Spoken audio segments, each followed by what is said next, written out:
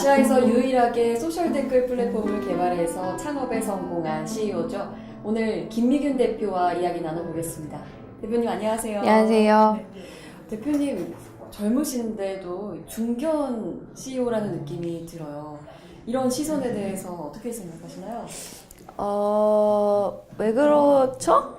전 잘 모르겠는데 아무래도 일찍부터 창업을 시작하셔서 그럴까요? 네네 아마 제가 한지 10년이 됐거든요. 올해가 그런 것 때문인 것 같아요. 제 스스로 아직 나이가 많진 않은데 그렇죠.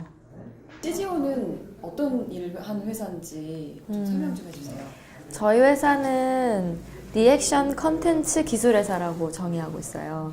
그러니까 리액션들이 사실 되게 다양하잖아요. 리액션이라고 하면 뭐 이런 오프라인 상에서 보면은 우리가 이제 고개를 끄덕이고 이렇게 이야기를 들어주고 뭐 이런 리액션, 뭐 맞장구 쳐주는 그런 리액션도 있겠지만 온라인 안에서는 이제 물리적인 리액션이 아니라 뭐 예를 들면 댓글이라든지 뭐 후기라든지 인증이라든지 뭐 이런 여러 종류의 리액션들이 존재하죠. 근데 그런 것들을 온라인에서 잘 할 수 있게 만드는 그런 기술들을 좀 개발해 오고 있어요. 예를 들면 SNS를 활용해서 댓글을 좀 잘 작성되게 만든다든지 인스타그램에 올린 이미지 형태의 후기들을 또 기업들이 브랜딩으로 활용할 수 있게 해준다든지 뭐 이런 정도의 기술들이 개발되고 있죠. 네. 이 기술 기반의 진입 장벽을 초기에 잘 구축해야 된다는 얘기를 많이 하는데 네. 아까 말씀하신 그런 걸까요? 이 기술 기반의 진입 장벽이 따로 있을까요? 저희 같은 경우는 처음부터 있었다고 보긴 어려워요. 그러니까 아이디어가 좀 새로워서 소셜 댓글이라는 플랫폼은 그 당시까지만 해도 없었어요. 세상에 존재하지 않고 아예 새로운 형태의 플러그인이었기 때문에 그런 면에서는 기술력보다는 아이디어로 좀 승부를 봤던 시기가 있었다면 그 뒤로는 저희들이 기술력으로 기술 장벽이라는 걸 만들어 왔죠. 아까 어트랙트 얘기해 주셨는데 촛불 집회 때 SBS 슬브스 뉴스와 네, 맞아요. 같이 색다른 서비스를 선보이셔서 큰 화제가 됐었는데요. 맞아요. 이 스타트업 기업인의 현실 이슈 참여라고 해야 될까요? 이런 거에 대해서는 어떻게 생각하세요?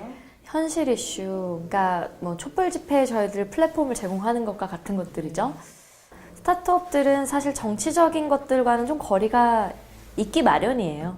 그래서 저희 같은 경우도 댓글 시스템을 할 때 보면 어떤 정당 한 곳이 사용하게 되면 다른 정당이 사용하면 안 되는 게 아닌가라고 생각을 하는데 기술은 가치 중립적이어야 돼요.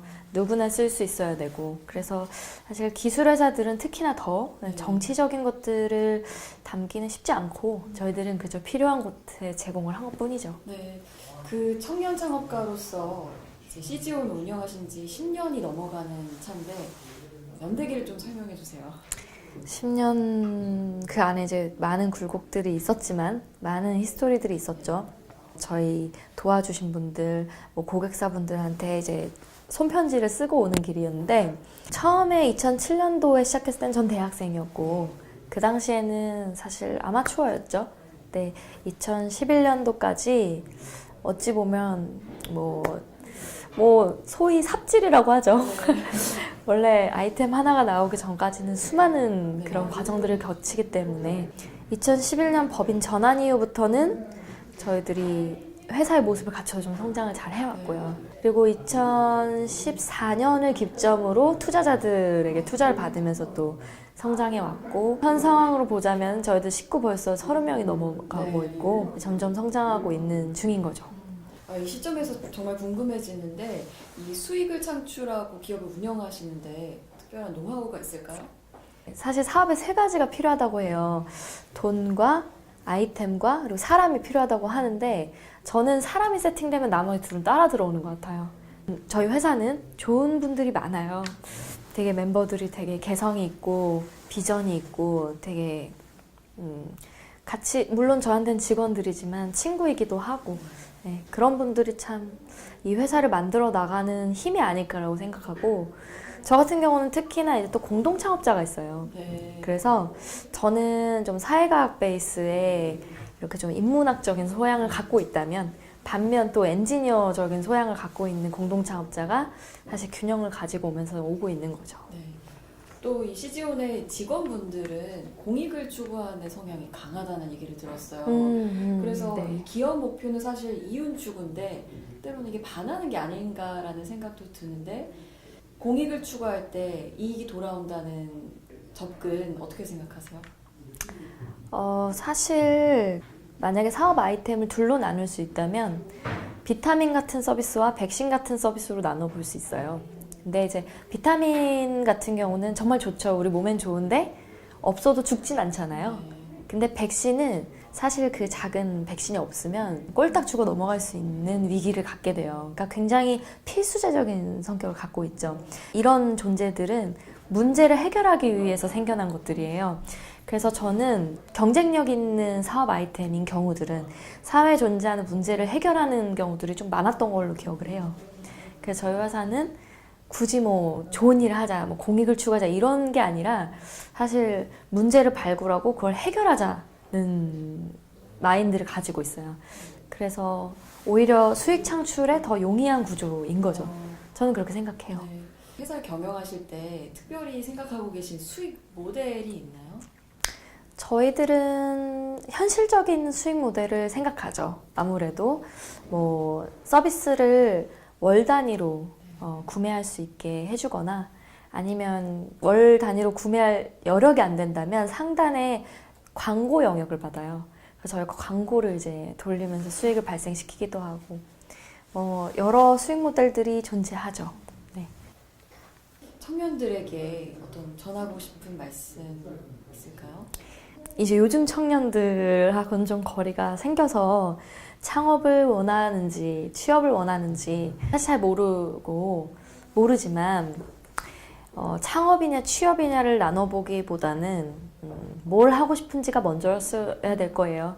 저 같은 경우도 이런 처음에 시작할 때 이런 온라인 커뮤니케이션 문제를 해결하겠다고 생각을 해서 그 문제를 해결할 수 있는 곳이 만약 공공기관이었다면 저는 아마 경찰이나 뭐 그런 공공기관에서 일을 했을 거고 기존의 대기업이 이걸 잘하고 있었다면 전 그 조직에 가서 밑에 대리부터 밟아가면서 아마 그 일을 열심히 했을 거예요. 근데 기존의 공공기관이나 기업들이 제가 하고 싶은 일을 하고 있지 않았어요. 그래서 창업을 했던 거여서 생각을 뒤집어 본다면 네. 본인들이 어떤 선택을 해야 되는지 눈에 보이겠죠. 자신이 좋아하는 일 그런 거에서 시작하라는 말씀을 주셨는데 네, 그 과정에서 힘들 수 있잖아요. 그럼요. 대표님은 그럴 때마다 어떻게 극복하셨어요? 사실 좋아하는 일을 찾는 게 왜 근본적으로 힘드냐면 좋아하는 건 계속 바뀌기 때문이에요. 근데 그런 불안감이 아마 제일 힘든 것들일 거예요. 저 같은 경우는 제가 원하는 게 언제든 변할 수 있다는 걸 인정하고 지금 제일 하고 싶은지, 그 왜 하고 싶은지, 얼마나 하고 싶은지에 좀 집중해요. 그걸 하면 그 시간을 굉장히 막 잘 보낼 수 있어요. 시간 가는 줄 모르는 재미를 느낀다고 해야 될까? 또 혼자서 그것들을 지켜나가기 또 쉽지 않아요. 그래서 주변 분들한테 공유하죠. 내가 이걸 하고 싶다. 언젠가 하고 싶다. 그러면 제가 도무지 그걸 해나갈 에너지가 없을 때 주변에서 너 그거 하고 싶었었지. 너 할 수 있어 라는 응원을 듣기는 하죠. 이제 혼자 버틴다기보다는 주변 분들에게 도움을 얻어서 버티는 것 같아요. 마지막으로 기술을 제공하면서 소통을 이끌어내는 그런 기업으로 이제 역할을 하고 계신데 이 소통이라는 거 대표님께는 어떤 의미예요? 커뮤니케이션은 단순히 이제 우리가 지금 하고 있는 대화 정도만 생각을 하는데 어떤 존재와 어떤 존재가 서로 주고받는 온갖 시그널을 사실 커뮤니케이션으로 저는 정의를 해요. 그래서 이 세상이 어찌 보면 커뮤니케이션으로 구성되어 있고 커뮤니케이션 기술이 발전할 때마다 문명이 발전했고 라고 생각하죠. 오늘 말씀 고맙습니다. 네.